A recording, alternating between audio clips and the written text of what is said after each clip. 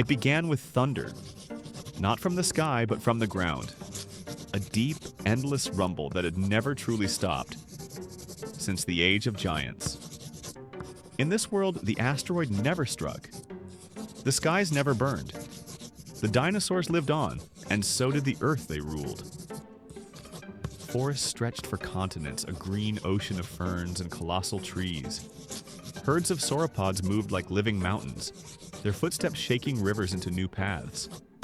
Raptors darted between shadows, eyes gleaming with cunning light. The air shimmered with insects the size of fists, and above it all, pterosaurs circled like drifting sails. Humanity still came, but late, cautious and small. They evolved not as rulers, but as survivors. Villages rose on cliffs and trees, suspended high above the roaming giants. Fire was precious, sound was dangerous. Every night the jungle roared with life older and stronger than man. In this world, history had no pyramids or skyscrapers. Progress was measured not in steel, but in silence. People learned to live beside the beasts by painting their scales, whispering to them, following migration routes like sacred calendars. Some tribes believed the dinosaurs were gods. Others learned to ride the smaller ones, weaving a fragile coexistence. But danger was everywhere. A single mistake, a broken branch, a flicker of fire, could summon death from the tree line. Humanity's greatest invention was not the wheel or the plow, but patience. They studied the giants' behavior like astronomers watching stars. Every call, every tremor, a language of survival. Then, one day, everything changed. In a valley where the ground steamed with volcanic breath, humans discovered something extraordinary. Fossils. Bones from a world that should have been. Skeletons of beasts that had never lived.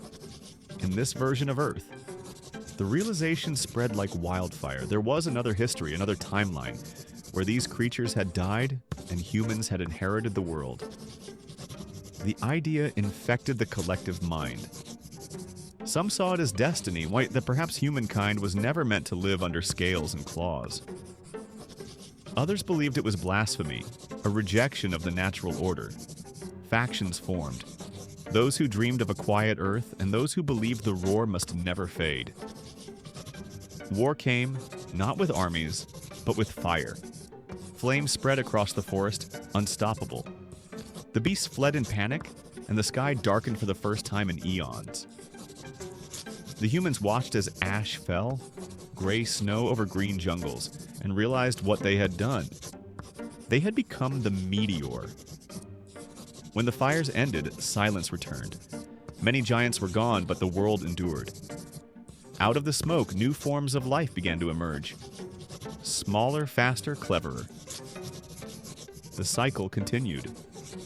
A young child stood at the edge of a burned valley, staring at a single egg, half buried in ash.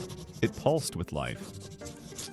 Carefully, she lifted it, holding the weight of both past and future. In the reflection of its shell, she saw herself, and behind her the shadow of a T-Rex watching quietly. The world had changed again, but extinction, it seemed, was only ever a pause in life's endless rhythm.